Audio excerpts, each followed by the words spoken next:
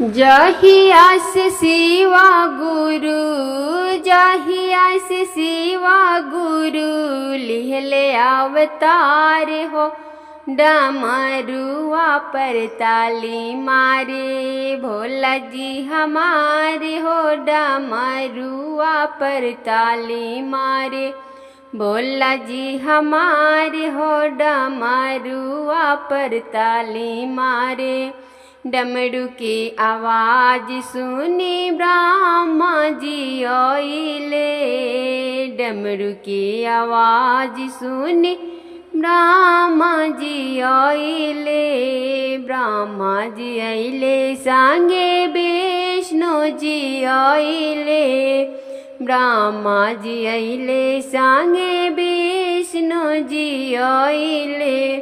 भोला संगवा नाचे लगले, भोला संगवा नाचे लगले, होई के मगान हो, डमरुआ पर ताली मारे भोला जी हमारे हो, डमरुआ पर ताली मारे भोला जी हमारे हो, डमरुआ पर ताली मारे।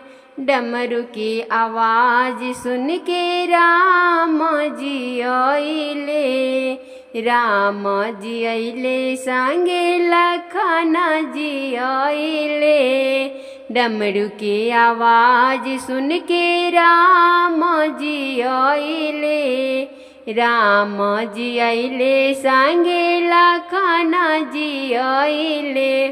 हनुमत गावे लगले, हनुमत गावे लगले, शिव गुण गान हो, डमरुआ पर ताली मारे भोला जी हमारे हो, डमरुआ पर ताली मारे भोला जी हमारे हो। धरती पर भगती के भैले अवतार हो, तबे से चर्चा चलल सारा संसार हो। धरती पर भगती के भैले अवतार हो, तबे से चर्चा चलल सारा संसार हो।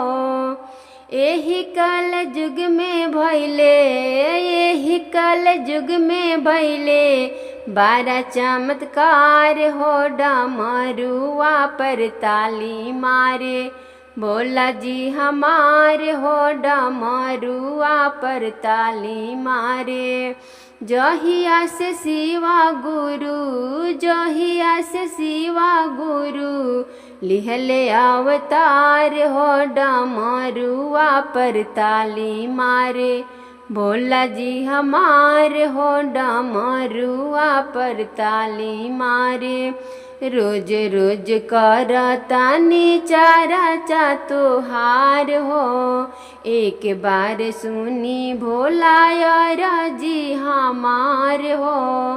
रोज रोज करतानी चारा चातुहार हो, एक बार सुनी भोला यार जी हमार हो। हमरा पर दया करी, हमरा पर दया करी, सुनी ना पुकार हो, डमरुआ पर ताली मारे भोला जी हमारे हो, डमरुआ पर ताली मारे भोला जी हमारे हो। जहिया से शिवा गुरु, जहिया से शिवा गुरु लिहले अवतार हो, डमरुआ पर ताली मारे भोला जी हमारे हो, डमरुआ पर ताली मारे।